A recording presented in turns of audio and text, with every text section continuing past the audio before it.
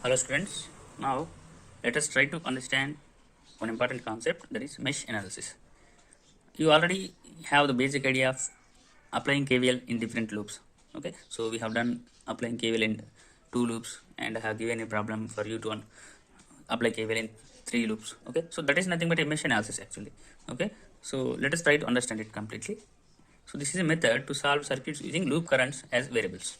So you have already have basic idea. We are going to find the loop currents by applying KVL in loops. Okay, so in mesh analysis we apply KVL to solve a circuit. And third point is number of KVL equations are equal to number of loops in a circuit. Okay, as there are, so number of KVL equations will be equal to number of loops in a circuit. You already have done some problems on mesh analysis actually. So as there are n number of loops, the number of KVL expressions or equations we are going to get are equal to n. Okay, so if there are 2 loops, the number of equations we will get is 2, and if there are 3 loops, the number of equations we will get is 3. Okay, so number of KVL equations will be equal to number of loops in a circuit. Okay, so number of loops, there is an expression for finding number of equations in a circuit, that is number of loops equal to number of equations. If we can get number of loops, we can equal that to number of equations. So number of loops in a circuit is equal to b minus n plus 1. So this is very important. Okay, so here L is number of loops equal to b minus n plus 1, where b is number of branches in the circuit and n is number of nodes in a circuit. So what are branches and what are nodes? So a branch, so I have given a PDF before starting this course. There are basic elements regarding BW are there. And so if you have already gone through it, you would have basic idea. If you are not gone through it, please go through it. Okay, so here a branch is a circuit element in a circuit. Okay, so it can be a voltage source. Okay, it can be a resistor, it can be a capacitor, it can be an inductor, it can be a dependent voltage source. Okay, it can be any element in the circuit. Okay, so this the terminals between the two terminals of an element is treated as a branch. So this is a branch, this is a branch, this is a branch, this is a branch. Okay, so this is nothing but a branch. Okay, end connections. So this also can be a branch if resistor and capacitor are connected together. So the starting terminal of resistor and ending terminal of capacitor, so these two combination is considered as one branch. Okay, so for a parallel connection network, let us take a parallel connector network. Here I have like this. So here this is a branch, this is a branch. Okay, so this is how we are going to find number of branches and how we are going to get nodes here. Number of nodes. A node is a meeting point of 2 or more circuit elements. Okay, the meeting point of 2 or more circuit elements. Let us consider a circuit here. Here we have 3 resistors R1, R2 and R3. So the meeting point of R1, R2, R3 is called as a node. Okay, if I connect one voltage source here, okay, so this is another meeting point. This is node 2, second node. This is node 1, this is second node. Okay, if I connect another resistor here, so this will be our third node, as there are 2 elements, 2 branches connected together here, and here also 3 branches are connected together. This is our fourth node. Okay, here in this branch, the number of branches are 1, 2, 3, 4 and 5. Number of nodes are 1, 2, 3 and 4. Okay, this is how we are going to find the number of branches and nodes. So branches are 5 here and nodes are 4 here. So we can find number of loop equations. Actually we can find the number of loops by looking at it. This is first loop, this is second loop. Okay, so let us see how we are going to get it mathematically. So loop, number of loops equal to branches minus node plus 1. Okay, so branches are 5, nodes are 4 plus 1. So 5 minus 4 is 1, 1 plus 1 is 2. So we get the number of loops in terms of expression. So number of loops are 2, so number of equations will be equal to 2. Okay, so this is how we are going to solve the circuit using mesh analysis. Okay, so this is important. Number of loops equal to branches minus nodes plus 1. Okay, so after applying this expression only, we are going to proceed for further solving the problem. Okay, so now we have a circuit having 2 loops here. So you already have basic idea of how to solve the circuit having loops. Now I'm going to link the concept with mesh analysis. So that is the only concept here. So let us see here. Let us observe the circuit. Here we have 2 independent sources of 10 volts each and resistors connected like this. So let us find the number of loops using the expression. Okay, so number of loops equal to branches minus nodes plus 1. Okay, how many branches are there in the given network? Okay, number of branches are, so here this is first, second, third, fourth and fifth. So number of branches are, and number of nodes are first one, second one, third one and fourth one. Okay, so we have 4 nodes here, first, second, third, fourth. Okay, so number of nodes equal to 4. Okay, so let us find mathematically the number of loops. L equal to branches are 5, nodes are 4 plus 1, so that will be 2. Okay, so we have number of loops equal to 2, so that will be equal to number of equations we are going to get using KVL. Okay, so the KVL, the number of KVL equations we are going to get are 2. Okay, because we are having 2 loops, so we are going to get 2 equations here. Okay, so now let us assume currents I1 is flowing in the first loop, loop 1, and I2 is flowing in loop 2. Okay, so and we are going to assume that currents are going in the clockwise direction. So for the first loop I1 is going like this, for the second loop I2 is going like this. Okay, so you know how to write KVL equations. Okay, so now let us write KVL from loop. So from loop 1,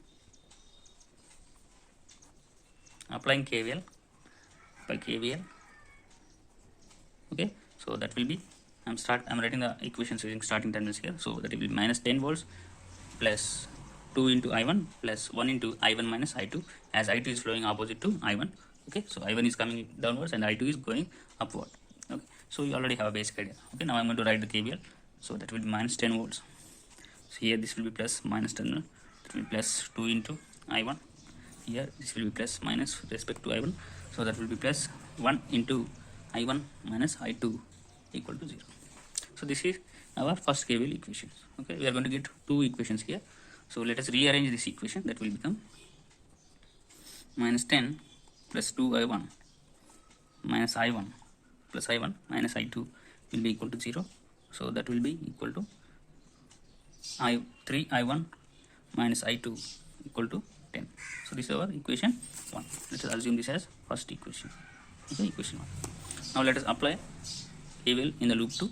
So from loop 2 by KVL, the expression will be, so I am starting from first 1 ohm resistor here, so that will be 1 into, we are writing the equation with respect to second loop, so that will be 1 into I2 minus I1 here plus 2 into I2 plus 10 volts. Okay, so that will become,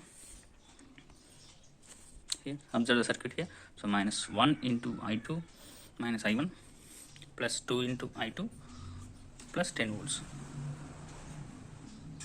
will be equal to 0. So this is our second KVL equation. So by rearranging it, that will be minus I2 plus I1 plus 2 I2 plus 10 equal to 0.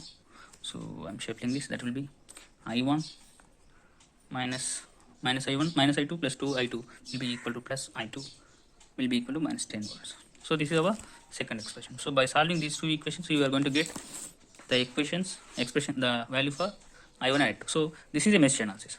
So mesh analysis is nothing but solving the circuits using loop currents as variables. So you can observe the equation 1 and 2. Here the variables are I1 and I2 only. So that means these are loop currents. I1 and I2 are loop currents. So we are getting the equations having loop currents as variables. Okay, so these loop currents are variables here. So this is nothing but a mesh analysis. In nodal analysis, we are going to get node voltages as variables. So that I am going to explain later. So let us from 1 and 2 can solve the equation. So 3I1 minus I2 will be equal to 0. First one, I1 plus I2 equal to minus 10. Okay, so that is,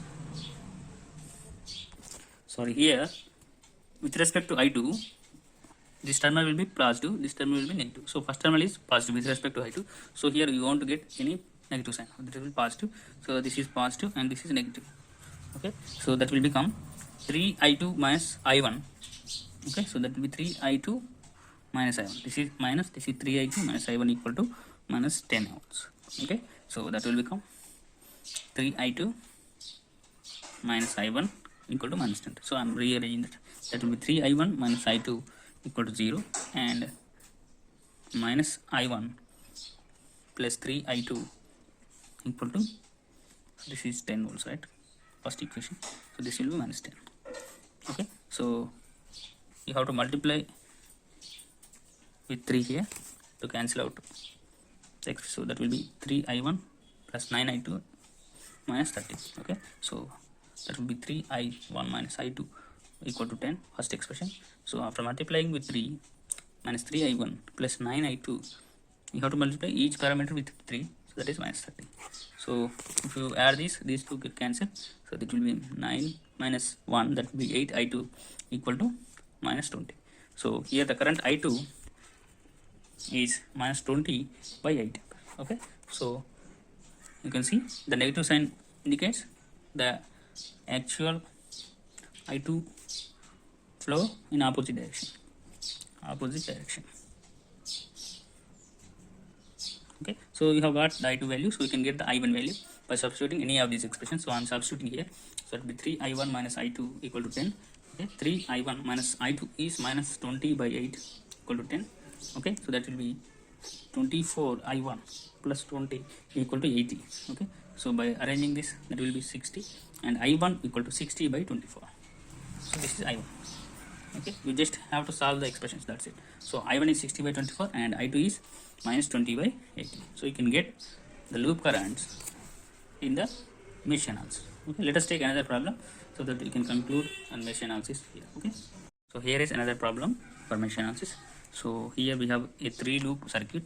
Okay, now let us calculate the number of loops using our expression. So number of loops is L equal to B minus N plus 1. So number of branches B equal to 1, 2, 3, 4, 5, 6, 7, 8. So number of branches are 8. So let us calculate number of nodes here. This is first, second, third, fourth, fifth, sixth. Okay, so here we have 6 nodes. Okay, so number of loops will be 8 minus 6 plus 1, that will be 2 plus 1, that will be 3. So number of loops are 3, so that will be equal to number of KVL equations. Let us assume 3 currents I1, I2, I3 are flowing in the circuit. So I1, I2 and I3 are flowing in clockwise direction in loop 1, 2 and 3 respectively. Okay, so 3 currents I1, I2, I3 are flowing in 3 loops, I1, first loop, second loop, third. So this is, in this loop I1 is flowing in clockwise direction, in this loop I2 is flowing in clockwise direction, in this loop I3 is flowing in clockwise direction. This is our assumption only. Okay, you can also treat anti-clockwise direction. So let us write KVL in the first loop. So from loop 1 I am applying KVL by KVL. So here the KVL expression starts from 10 volt source. Okay, so this will be minus 10 volts plus minus 2 into I1 here plus minus 2 into, here we have 2 currents I1 and I2, so that will be plus 2 into I1 minus I2. Here we have, in this loop, this is the last element, so that will be plus 1 into I1 minus I3. So here we are having I1 minus I2 and here we are having I1 minus I3. Okay, now I am going to apply KVL in the first loop. Okay, so I am writing KVL having reference of first terminal of each element. So first terminal of 10 volts is minus 10 volts plus 2 into I1 plus 2 into I1 minus I2 plus 1 into I1 minus I3. Okay, so that is what I am going to write here. So minus 10 plus 2 into I1 plus 2 into I1 minus I2. Here we are having 2 currents.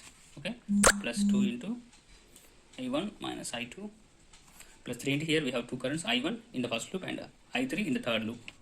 That is 1 into I1 minus I3. This must be equal to 0. Okay, so I am rearranging this. That will be minus 10 plus 2I1 plus 2I1 minus 2I2 plus I1 minus I3 should be equal to 0. Here we will be getting 3 variables. They are I1, I2, I3. Okay, so I am shifting this. That will be 4 plus 1, 5I1 minus 2I2 minus I3 will be equal to 10 volts. This is our first expression. Let us apply KVL in loop 2. Okay, so by KVL in loop 2, so I am going to apply KVL in the second loop. With respect to I2 current, this terminal will be positive, this will be negative. Okay, so this is positive, negative, and this is positive, this will be positive, negative. Okay, with respect to second current, right? Now I am going to write KVL from our voltage source. Okay, that will be plus, here the current direction is in this clockwise direction, so that the first terminal we are going to get is plus 5, here plus 1 into I2 minus I3 plus 2 into I2 minus I1 plus 3 into I2. Okay, so I'm going to write it here. So I'm writing here, observe the things. Okay, so first thing we are going to get is 5 volts, that is plus 5 volts plus 1 into I2 minus I3 plus 1 into I2 minus I3. Here it is plus 2 into I2 minus I1. So current flowing through the respective resistor. So here we are having two currents, I2 and I1. Okay, so here we will be having one current, that is 3 into I2 equal to 0. So I am rearranging this. That will become 5 plus I2 minus I3 plus 2 I2 minus 2 I1 plus 3 I2 equal to 0. So you will be getting three variables here also. So that will be, here I am getting minus 2 I1, here this will be plus 1 plus 2 plus 3, that will be 6 I2 minus I3 equal to minus 5.